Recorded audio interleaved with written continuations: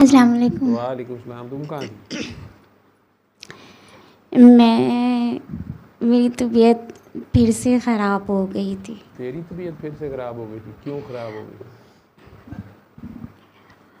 किस वजह से ख़राब हुई थी? तेरी तबीयत इधर आगे ठीक नहीं होती? ये तो ठीक हो गई।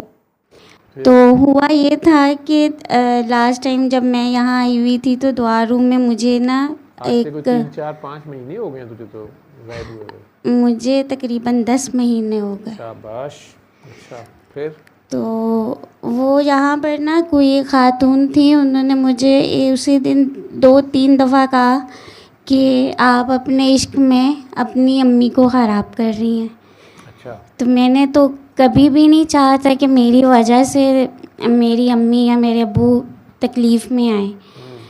तो 2 दफ़ा तो मैंने उस चीज़ को इग्नोर किया, तीसरी दफ़ा में उन्होंने मुझे बाजू से हिला कर कहा था। तो मुझे फिर बड़ा हुआ कि मेरी वजह से मेरी माँ तकलीफ़ कहाँ में बैठी ना हुई थी आए। उस दिन आप? मैं उस दिन उस साइड पर थी। अच्छा, उस दिन इधर बैठी हुई हाँ जी, वो हमारे कहीं पीछे थी। थी। अच्छा। तो फिर मैंने आना छोड़ दिया कि मेरी अम्मी को तकलीफ़ ना आए। मेरे आने से शायद मेरी अम्मी को तकलीफ होती है। हाँ अम्मी ने जी, कहा था आपको एक बार भी?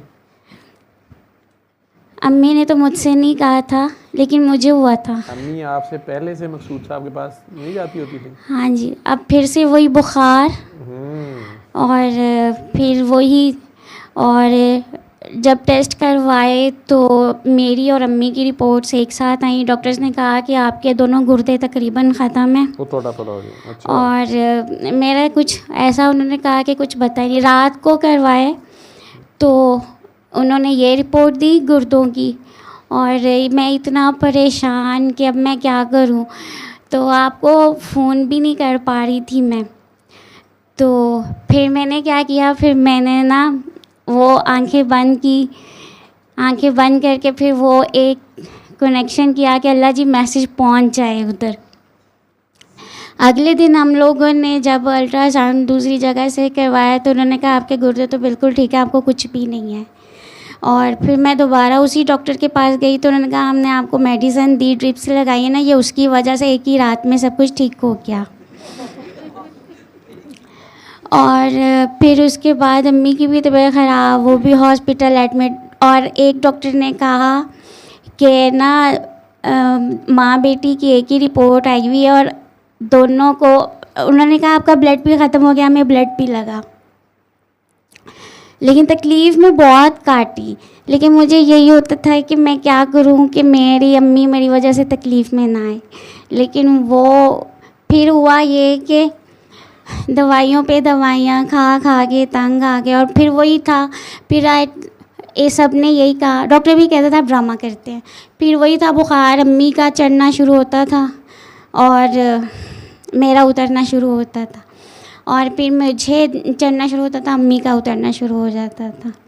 और यही अब तकरीबन हमें 15-20 दिन हो गए थे इसी एक तकलीफ़ में। फिर उस दिन मैं इतना परेशान कि मुझे समझ ही नहीं आ रही थी कि इतनी बेबसी। फिर मैंने आपको फ़ोन करूं, फ़ोन नहीं हुआ, फिर मैंने आपको मैसेज कर दिया, लेकिन अल्लाह का शुक्र आपका फ़ोन आया। फिर आपने दुआ की और फिर आपने कहा कि बेटा आपने गलती की है, क्योंकि वो आपको बहका दिया किसी ने।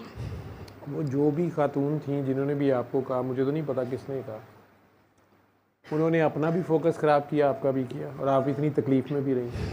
ठीक है, आप ये चीज़ अकल में तो आएगी नहीं। मैं खुद प्रोफेसर हूँ, मेडिसिन का डॉक्टर हूँ। आप पहली बार भी जब आए थे आज से 2 साल पहले, उधर सर्विसेज में ही आए थे, उस वक़्त भी आपने यही कहानी बताई थी कि आपको कई साल से बुखार था, अम्मी को भी आपको भी। अम्मी का बुखार शाम को ख़त्म होता था, रात को आपको शुरू हो जाता था जी और 103 104 हाई ग्रेड फीवर रहता था। जी और डॉक्टर्स ने सारे टेस्ट भी कर लिए थे। फिर वो हाजी मकसूद साहब की दुआ में कहीं अम्मी गई किसी के साथ, जी। उन्होंने दुआ करा दी तो आप अम्मी ठीक हो गई। आप नहीं जाती थी, आप कहती थी नहीं मैंने घर बैठी ठीक होना। अम्मी जान ने हाँ जी कहा था तो मैं नहीं गई, और मुझे नहीं पता था कि इस तरह होता है। पहली दफ़ा था, मैं कहा अम्मी रहने दो, बड़े बाबे होते हैं, बस ऐसे ही होते हैं, जब आप ठीक होंगी तब देखा जाएगा। अम्मी जान को पहली दुआ हुई तो अम्मी जान का बुखार उस दिन उस तरह से नहीं हुआ, कम हुआ। और जब इनकी तीसरी दुआ हुई तो अम्मी जान ठीक हुई और उसके बाद मैं खुद ब खुद ठीक हो गई थी। तो वो बाद में पता चला कि वो भी बाबा जी के स्टूडेंट थे। फिर अम्मी जाती थी, उनकी माँ ज़िक्र का इस तरह ही महफ़िल होती थी, तो अम्मी ने उनसे कहा कि समीरा नहीं आती, तो उन्होंने कहा था कि आपने अब उसे नहीं कहना, एक दिन वो खुद ही कहेगी। तो फिर उनकी बहन के घर महफ़िल थी, हम अम्मी को भेजते थे तैयार के, तो मैं अम्मी के कपड़े इस्त्री कर रही थी, तो मैंने अम्मी से कहा आज मैं भी साथ चलूँ। तो अम्मी कहती हैं चलो। मैं कहा अच्छा आंटी से पूछ लें कि उनके पास इंतज़ाम इतना होगा कि मैं अगर आ जाऊँ। तो उन्होंने कहा कि आप आ जाएं। तो फिर जब मैं गई थी तो वो फिर मुझे नहीं पता था, कहीं वो विज़न का उनका था। तो फिर उन्होंने कहा था बेटा आपने सुबह आना है, मैं आपको सुबह बात करूँगा। वहाँ से फिर हम उनके साथ हुए थे। तो ये वो फिर जब बाद में पता चला कि बच्चे बीमार नहीं होते, तो अम्मी ने सूरह रहमान सुनी, इस तरह से हो गया। फिर जब 2 साल पहले हादसाती तौर पर मैं आपसे मिली कि मैं गिर गई थी और डॉक्टर्स कह रहे थे कि पता नहीं आपकी डिस्क ख़राब है और कुछ, और मैं रात को इतनी तकलीफ़ में थी। तो मैंने कहा मेरी अम्मी जो हैं सारा दिन मुझे देखती हैं, मुझे इतनी दर्द हो रही है तो मैं क्या करूँ। मैंने फिर मोबाइल उठाकर अपना ध्यान जो था कि मुझे दर्द से हटे, तो जब मैं यूट्यूब पर स्क्रॉलिंग कर रही थी तो दुआ रूम में दुआ हो रही थी और मैंने आंखें बंद करके उस वक्त दुआ की। पानी की बोतल मेरे पास ही थी, तो मैंने पानी पिया। मेरे दर्द में जो शदीद दर्द थी उसमें कमी आई और थोड़ी देर के बाद वो दर्द ठीक हो गया और मैं सो गई थी।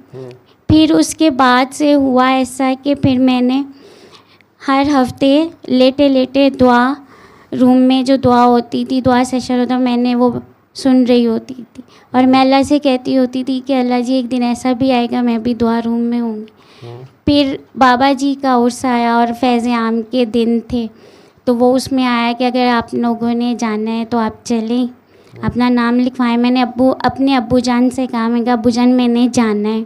अब्बू जान कहते हैं कि डॉक्टर ने आपकी कमर का कहा हुआ, आप चले जाओगे, सफ़र कर लोगे बेटा। मैंने कहा हाँ जी। फिर मैं और अम्मी जान आए और आप यकीन करें कि हम उस दिन आए और ऐसा था कि मुझे लग ही नहीं रहा था कि मेरी कमर को है। जब हम डॉक्टर के पास दोबारा गए तो डॉक्टर ने कहा कि बेटा वो आपको ना डॉक्टर ने जो दवाई दी थी वो गलत दी थी, आपको तो कुछ ऐसा वैसा मसला ही नहीं था, बस थोड़ा सा पट्ठों का खिंचाव था। तो तब से फिर हम 2 साल से यहाँ आ रहे थे और उस दिन फिर क्योंकि मैं यहाँ आती हूँ किसी से इतनी बात नहीं है सिर्फ, और ना मैं उनको जानती थी, मुझे तो आज उनकी चेहरा भी याद नहीं है क्या है, लेकिन उन्होंने जब ये कहा तो मुझे बस ये हुआ था कि मेरी वजह से मेरी अम्मी अब्बू को तो परेशानी और तकलीफ़ नहीं होनी चाहिए ना। वो आपकी तो वजह ही नहीं थी, आपको भी इधर आके सुकून मिलता था, अम्मी अपनी वजह से आती थी, लेकिन उन्होंने अपनी तरफ से अपनी अकल में समझा कि शायद इतनी ज़ईफ़ आपकी वालदा हैं, वो शायद आपकी वजह से आती हैं। वो जो कोई भी खातून थी उन्होंने तो अपनी तरफ से आपको समझाने की कोशिश की और फोकस उन्होंने ये ख़राब किया कि उन्होंने मुझे बेवकूफ़ जाना जो आपको ये बात नहीं कह रहा। मैंने 1000 बार कहा है कि जो यहाँ आता है वो मेरे से राब्ते में रहे और जो लोग बाकी मरीज़ यहाँ बैठे हुए हैं ना उनका इलाज करने की कोशिश ना करें, उनका इलाज मैं कर लूँगा। आपको दुआ कराने का, किसी को मशवरा देने का, किसी को समझाने का शौक़ है तो आप ख़ुद दुआ करानी शुरू करें, ठीक है। उन लोगों को दुआ कराने की कोशिश ना करें जो मेरे इर्द गिर्द बैठे हुए हैं। इनमें खामियां मत देखें कि ये वाली क्यों इधर बैठती है, ये वाली क्यों चिपकती है, ये वाला क्यों सर पे चढ़ के बैठा होता है। ये जो कोई जहाँ बैठा होता है उसे मैंने बैठाया होता है, लेकिन और क्यों आ रही है, ये इतनी बूढ़ी माँ के साथ आ रही है या ये इतनी बुढ़ापे में खुद कैसे सीढ़ियाँ चढ़ रही है।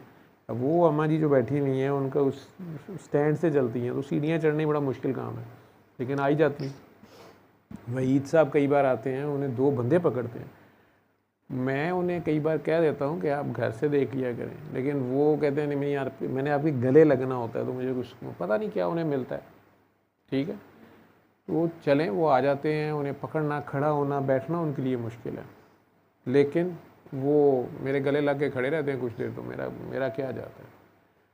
लेकिन उन्हें कुछ मिलता होगा।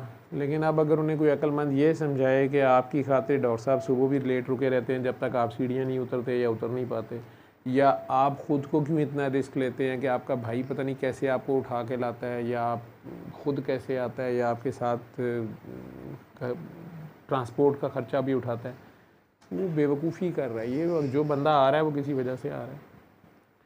तो आपकी बेवकूफ़ी ये थी कि आप भी ज़रा जज्बाती हो गई, ठीक है, और आपने भी कहा अच्छा मेरी वजह से अम्मा जान को हो रहा है तो मैं तो अपनी अम्मी को तकलीफ़ नहीं दूंगी। और आपको अम्मी ने एक बार भी कहा था, ठीक है, तो अम्मी ने तो पहले भी आपको नहीं कहा था कि बेटा तुम चलो। आप आ गई वहाँ पे भी और यहाँ पे भी।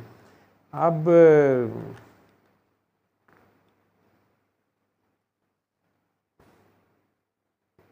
चलो मौज हो गई। मैं तो उस दिन आपने जब मुझे कहा कि मुझे किसी ने कहा था, तो मैं इसलिए फिर आना बंद हो गई थी कि मेरी वजह से मेरी अम्मी को तकलीफ़ हो रही है, ठीक है। तो अम्मी को तकलीफ़ होती तो अम्मी आपको खुद ना कह देती। बाकी उन्होंने ये बड़ा फ़िक्रा बहुत बड़ा बोला, वो आपको ख़तरनाक बात वो थी जो आपने मान लिया कि आप अपने इश्क में इधर आ रही हैं।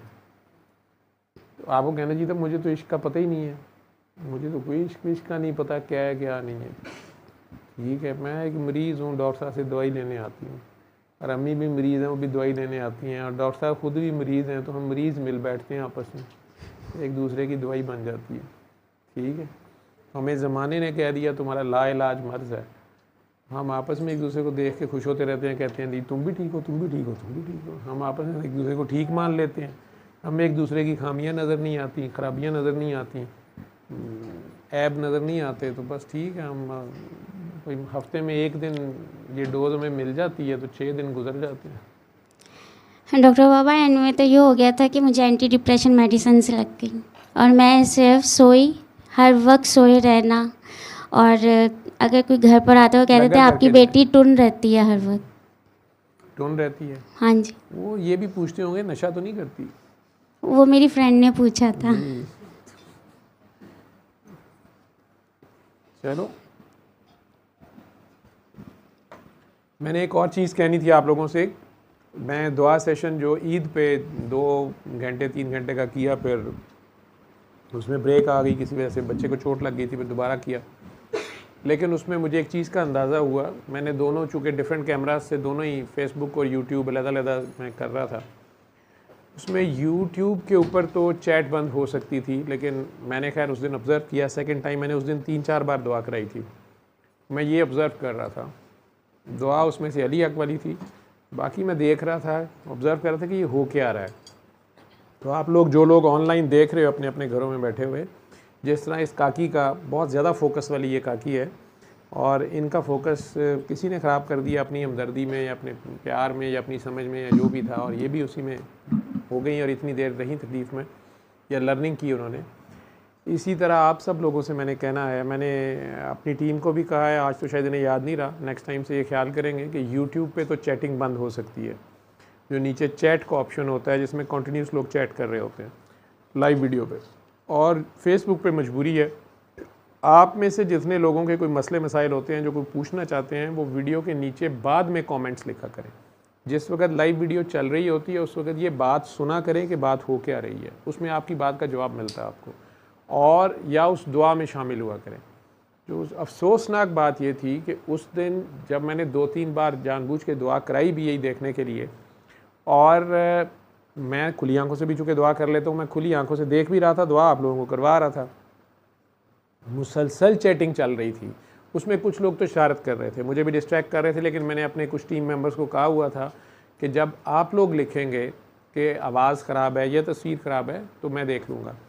फिर दरमियान में एक जगह मुझे शक पड़ा कि मेरी टीम ही सो गई है, क्योंकि 1-2 बंदों को मैंने कहा था, तो मैंने जानबूझ के यूट्यूब पे कोई हरकत की तो शोर मच गया कि यूट्यूब पे आवाज़ नहीं आ रही, तस्वीर नहीं आ रही, तो मुझे पता नहीं जाग रहे हैं।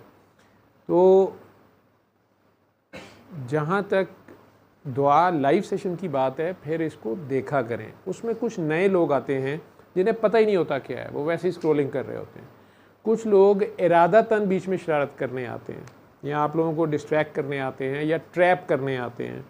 वो कहते हैं कि उन्हें पता होता है कि यहाँ पे ज़्यादातर मजबूर लोग होंगे, परेशान होंगे, लोग परेशान हैं, किसी को बीमारी है, किसी को उलझन है, किसी को तकलीफ़ है, तो वो उनको किसी न किसी तरीके से घेर के, मैंने बार बार कहा कि हम ना चंदा लेते हैं ना देते हैं, ना बाबा जी के सिस्टम में कोई बंदा ये काम करता है, ये फैज़ ही फैज़ आम है, कोई कर ले, उसको किसी से इजाज़त लेने की ज़रूरत नहीं है, मेरे पास आने की ज़रूरत नहीं है। वो दुनिया के किसी मज़हब से है, दुनिया के किसी कोने में है, वो वहाँ बैठे हुए अगर इस सूरह रहमान को आंखें बंद करके सुन लेता है और दुआ करके पानी पी लेता है, उसको ये शिफा मिल जाएगी, या ये जो भी उसका मसला है उसको उसके लिए किसी के पास आके मिन्नत समाजत करने, कोई फ़ीस देने, कोई नजराना देने या बैत करने या इजाज़त लेने की ज़रूरत नहीं है। लेकिन मैंने चीज़ उस दिन ये नोट की कि मैं दुआ करवा रहा हूँ। एक तो मुझे सारा दिन फ़ोन आते हैं, आप में से बहुत से लोग जो मैंने बार बार मना किया कि मेरा नंबर ना दिया करें, मैं ख़ुद देता फिरूँ, किसी को वीडियो से मिल जाए, वीडियो के एंड से मिल जाए, लेकिन आप लोग ख़ुद जो ये हरकत करते हैं कि मेरा काम हो गया, मेरा नाम ना बताना या कहना मेरा कोई दोस्त है या कज़न है, और तुम इस बंदे को फ़ोन करके ये ज़िद करो कि ये तुम्हें दुआ करवाए। अब दुआ करवाना ना करवाना, मैंने अगले बंदे की बात सुननी होती, लेकिन मैं हर वक्त फ्री भी नहीं होता, और वो बंदा भी रुक जाता है जब तक वो मेरे से दुआ नहीं करेगा। जबकि आप यही काम कर सकते हैं, उसको कह सकते हैं वो 7 दिन सूरह रहमान सुने। तो ये एक तो फ़ोन पे मेरे से ज़िद्दें कर रहे होते हैं कि नहीं आप दुआ कराएं। तो जब मैं लाइव दुआ करवा रहा हूँ तो वहाँ मैंने नोट किया कि दुआ कोई नहीं कर रहे थे आधे से ज़्यादा लोग, और वो चैटिंग में मुसलसल बिज़ी थे अपने अजीबोगरीब सवालात से, और उन सवालात को जवाब देने के लिए कुछ मुजाहिदीन जो है ना वो भी लंगोटे कस के बीच में शामिल थे, ठीक है, या शायद अपने काके काकियाँ बनाने के चक्कर में थे। कोई अपने नंबर लिख रहा है, कोई अपना एड्रेस दे रहा है, कोई अपना उसे कह रहा है आप मेरे साथ इनबॉक्स में आके बात कर लें। आप लोग ख़ुद अपने आप को ख़राब करते हैं। मैंने बार बार कहा है कि ये सिस्टम रेज़र शार्प है, ये रेज़र भी उतना शार्प नहीं होता, ये आपको लग पता जाता है, ठीक है, और करना है तो कर ले। मैं आपको सादा और आसान तरीका बता रहा हूँ और आसान से रास्ते के लिए कह रहा हूँ। आप लोग ख़ुद से अपने लिए उसमें मुश्किलात ढूंढना चाहे। माना गरजमंद दीवाना होता है, लेकिन इन्ना भी दीवाना नहीं होता, पता सारे होंगे नाकरा बुरगी दौड़ च कोई नहीं पाने वाला, ठीक है। और जो वो वाले दीवाने हैं वो तो मेरे छोड़ते ही नहीं जान उनकी, वो तो मुझे कहीं पता चल जाए उन्हें 10 बंदे डिस्ट्रैक्ट करें, वो नहीं होते डिस्ट्रैक्ट। ये गुजरात से कई बार इमरान सादिक के साथ वो बच्चा आता है, तो वो इमरान और उसकी बहन और भाई वो तीनों अपनी जगह पे फोकस पे होते हैं, तो वो उसका फोकस आप सारों से क्लियर होता है, वहाँ से बेटा मैसेज जुड़ा हुआ होता है। यहाँ छोटे छोटे कुछ बच्चे आते हैं फुली फोकस्ड होते हैं। फिर ये बेवकूफ़ी मारनी, अभी एक बच्ची थी उनसे गलती हो गई, क्लिनिक पे आई हुई थी, पहली बार आई थी, वो बाहर बैठी हुई थी, एक ऑटिस्टिक बच्चा था, वो कहीं दुआ सेशन में आया था एक बार, वो उसकी माँ से कहना शुरू हो गई कि डॉक्टर साहब ने कहा था कि ये बच्चे जो होते हैं वली अल्लाह होते हैं, तो इसे कहीं ये एक बार दुआ कर दे। अब वो बच्चा अच्छा वाला था, मेरे पास अंदर कोई एक पेशेंट था, आप में से कोई था, वो ऑलरेडी मेरे पास, उस बच्चे ने बार तूफ़ान खड़ा कर दिया। अब वो खुर्रम बेचारे ने आखिर का मुझे नॉक किया, उसने कहा सर उस बच्चे को पता नहीं क्या हो गया। तो वो बड़े आराम से बैठा हुआ था, क्योंकि उसने मुझे हॉस्पिटल के गेट पे आके रिसीव किया, वो वेट कर रहा था और जाके चुप करके बैठ गया था। अब उसके पेरेंट, मतलब खुर्रम को अंदाज़ा नहीं था कि हुआ क्या है। वो तो जब उसके पेरेंट्स अंदर आए तो उन्होंने, वो बड़ा एग्रेसिव सा अंदर आया और उसने आके मुझे सीधा ही कहा कि आप मुझे अंदर बुला लेते। वो बाहर जो उसने बात कही पहले मुझे समझ नहीं आई, लेकिन उसकी वालदा ने कहा कि वो फ़लाँ खातून, एक कोई नेक्स्ट पेशेंट जो हैं, वो ज़िद कर रही थी कि इसे कहें कि ये एक बार दुआ कर दे, ये कह दे, वो कर दे, तो ये चीखना शुरू हो गया। मैंने कहा अच्छा खैर, आप लोग ये सोचा करें कि नबी करीम सल्लल्लाहु अलैहि वसल्लम हम सब के लिए रो रो के दुआएं करके गए, क्या उनकी दुआ काफ़ी नहीं है हम सब के लिए? ये दीवाने जो होते हैं ये बहुत ज़्यादा और सोच रखने वाले होते हैं। तो उसका ये फटा था कि उनके होते हुए मैं कैसे दुआ कर सकता हूँ, कि मुझे क्यों कह रही हैं दुआ। और मेरे से भी उसने आगे गिला किया कि आपने मुझे एक्सपोज किया। तो अपना फोकस सीधा रखें, जहाँ आए वहाँ पे फोकस रखें। जैसे मैं कहता हूँ किसी दरबार पे जाना ज़रूरी नहीं है, लेकिन अगर आप जाते हैं ताज़ीम लेके जाएं, फिर उस दरबार वाले को सलूट मारे जाके। वहाँ पे कोई बड़ा से बड़ा फ़िरौन खड़ा हो, अपने आप को खुदा कह रहा हो, उसको ठंड कराएं, जिधर आए हैं उधर सलूट करें। ठीक है, अपना फोकस ख़राब करके तो फिर आप लोग अपने आप को ख़राब करते हैं और कुछ भी नहीं होता। ठीक है, तो कहता है ना कि नुक्ता तौहीद तेरी समझ में आ तो सकता है, तेरा दिल ही बुत खाना हो तो क्या कीजिए। ठीक है, तो जब तक आपको अपनी पहचान नहीं होगी, आपने अल्लाह की क्या पहचान करनी है या अल्लाह वालों की क्या पहचान करनी है, तो आप खुद क्यों नहीं अल्लाह वाले बनते। ठीक, ये चीज़ जहन में रखें कि ये इतना आसान का, यहाँ बीच में ऐसे लोग बैठे हुए हैं जिन्होंने अपने सामने उनका मुर्दा बच्चा ज़िंदा हो गया, CPR डॉक्टर्स ने कर दिया, कह दिया नहीं जी डिक्लेयर है, उसके बावजूद किसी दुआ वाली काकी ने 2 मिनट उसके ऊपर हाथ रखा, दिल दोबारा चल पड़ा। हालांकि डॉक्टर्स डिक्लेयर कर चुके, डेथ सर्टिफिकेट बना रहे थे। अब वो बच्चा ठीक हो गया, दूसरा बच्चा आर्टिस्टिक था, वो बेहतर हो गया, लेकिन अचानक फोकस ख़राब हुआ। दरबार पे जाके ही हुआ, वहाँ आगे जाके किसी ने कह दिया नहीं नहीं यहाँ से और असली खालिस खीर आपको वहाँ से मिल जाएगी। बस वो खालिस खीर आज तक नहीं पक रही। सिस्टम नहीं इसमें। मेरे फरिश्तों को नहीं पता, ना उस काकी के पता है जिसने दुआ की उस बच्चे दूसरे के लिए भी की है, उसके लिए की, किसी को नहीं पता। लेकिन सिस्टम जो है, क्योंकि ना उस काकी का कमाल था, ना मेरा कमाल था, ना बाबा जी का कमाल था, मैं वाशगाफ अल्फाज में कह रहा हूँ, कमाल उस ज़ात का है, उस अल्लाह का है। बाकी वो जिसके थ्रू करना चाहे वो भी फिर उसका चोज़न होता है।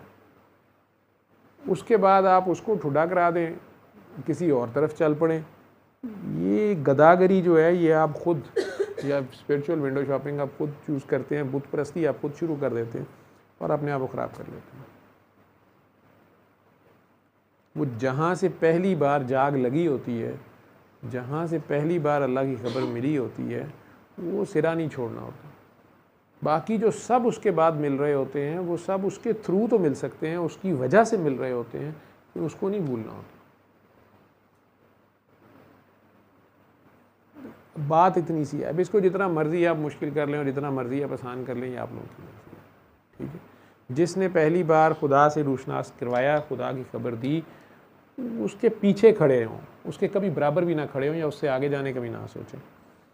खैर, तो उस दिन मुझे जो चीज़ मैंने नोट की और मैंने ने कहना था कि ये चैटिंग बंद कर दिया करें, यूट्यूब पे तो बंद हो सकती है और चाहे व्यूअरशिप कम हो जाए। आपने नोट किया होगा पिछले कुछ अर्से से शायद कोई पॉलिसी है गवर्नमेंट की या वैसे कोई मसला है कि आपकी व्यूअरशिप कम हुई है, या शायद लोग शेयर ही नहीं करते अब वीडियोस, या किसी वजह से कोई होगा, कोई मेहरबान आ गए होंगे या कोई होगी वजह, लेकिन आपकी वीडियोस या कम देखी जा रही हैं या कम शेयर हो रही हैं, तो आपको इसकी फ़िक्र करने की ज़रूरत नहीं है। ये जिसका निज़ाम है वो खुद चला रहा है, वो ठीक ही चला रहा है, जैसे भी चला रहा है। हमारा काम है ढोल बजाई जाना, कोई सुने सुने ना सुने।